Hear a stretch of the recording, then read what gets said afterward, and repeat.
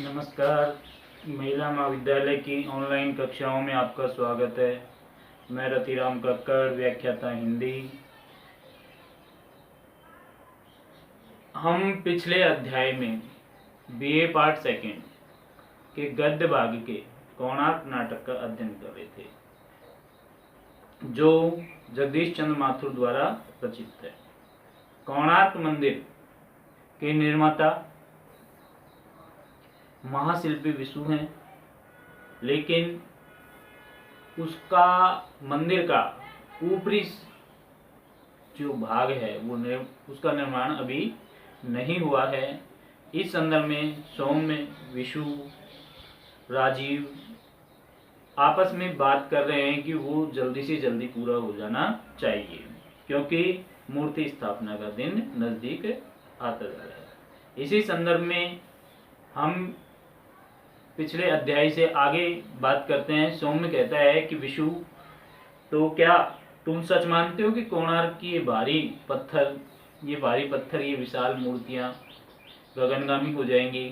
तो विशु विचारपूर्ण मुद्रा में होते हैं और कहते हैं कि कह नहीं सकता भाई, पर एक बात अवश्य है, हमने पत्थर में जान डाल दी है, उसे गति दे दी है, और वह स्वयं भूल रहा है कि वह पृथ्वी का पदार्थ है, उसके पैर धरती पर नहीं टिकते। पत्थर का यह मंदिर आज कल्पना के स्पर्श से हवा की तरह, गतिमान किरण की तरह, स्पर्शहीन सुगंध की तरह सर्वव्यापी हो रहा है।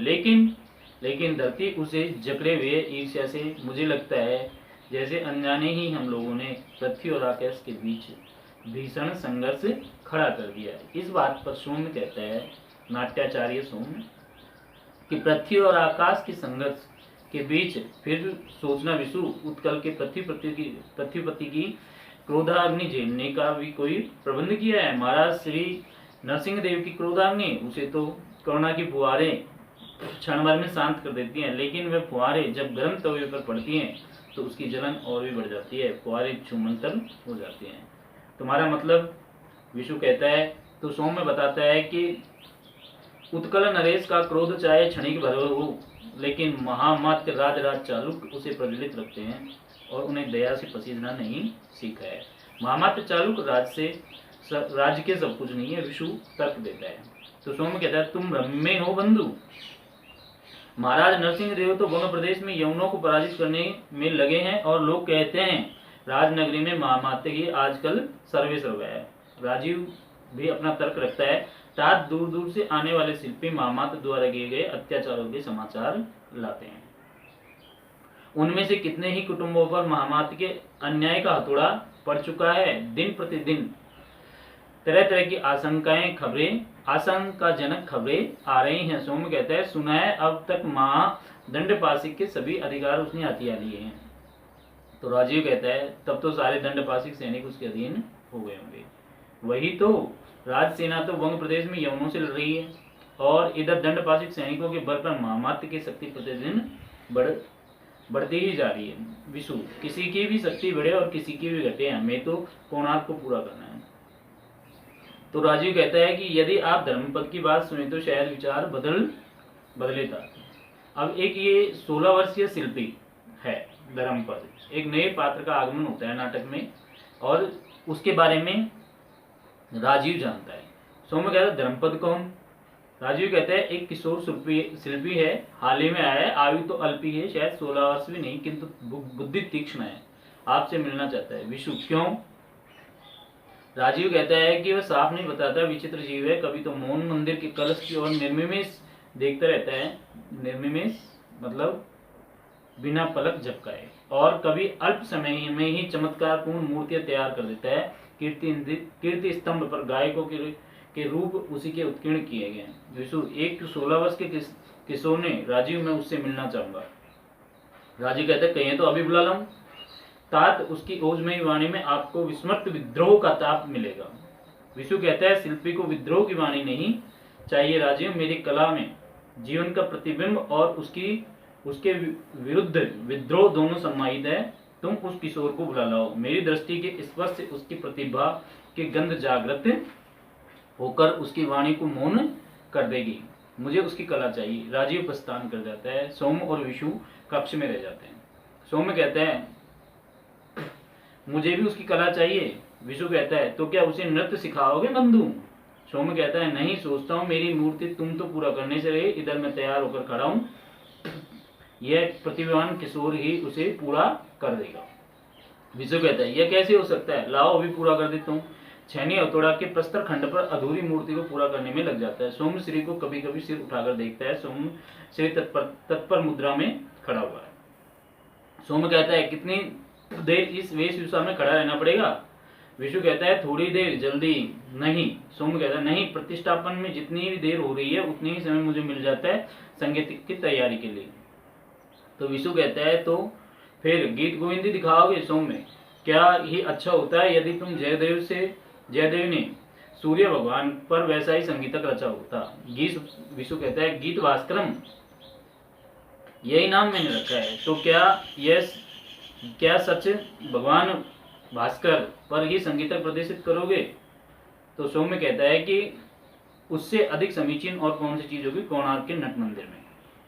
आगे देखते हैं कि लेकिन सूर्य भगवान की कथा में वह रमणीयता कहाँ है? प्रसंग भी है, प्रणय प्रसंग भी है। विशु एक आश्चर्य से देखता है।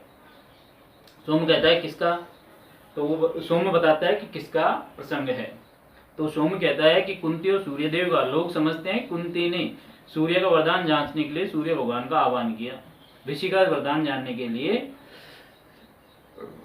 सूर्य भगवान का आह्वान किया, जिन्हें क्षितिज पर सवेरे की अरुणिमा की भांति तेजस्वी सूर्यदेव का मादक स्वरूप कुंती के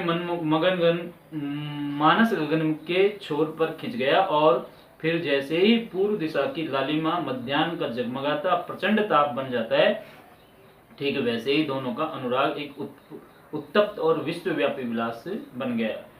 कोणार्क के युगल मूर्तियों में वही विलास बिखरा पड़ा है। उद्दाम यौवन का वेग, उत्तान श्रृंगार का उल्लेख। और फिर तो विशु कहता है सौम्य कहता है कि और फिर विलास के बाद वियोग। आना विशु, मैंने इस संगीतक में जयदेव और कालिदास दोनों का मणिकंचन संयोग होगा।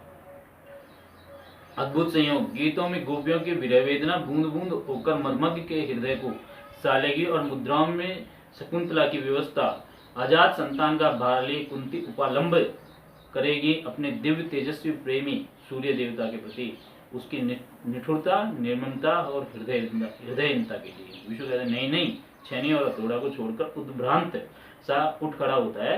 विशु और सोमश्री की ओर बढ़ता है। यह संगीतक नहीं होगा, कभी नहीं। भावा वेश में एक कोने की तरफ मुड़कर खड़ा हो जाता है, हाथ में मुंह ढकता है और मन स्वर में ही नहीं। सोम कहता है ये क्या विशु, क्या बात है ना? अर्थात ऐसा प्रतीत होता है कि विशु किसी बात से क्या है, क्षुब्ध हो गया या दुखी हो गया।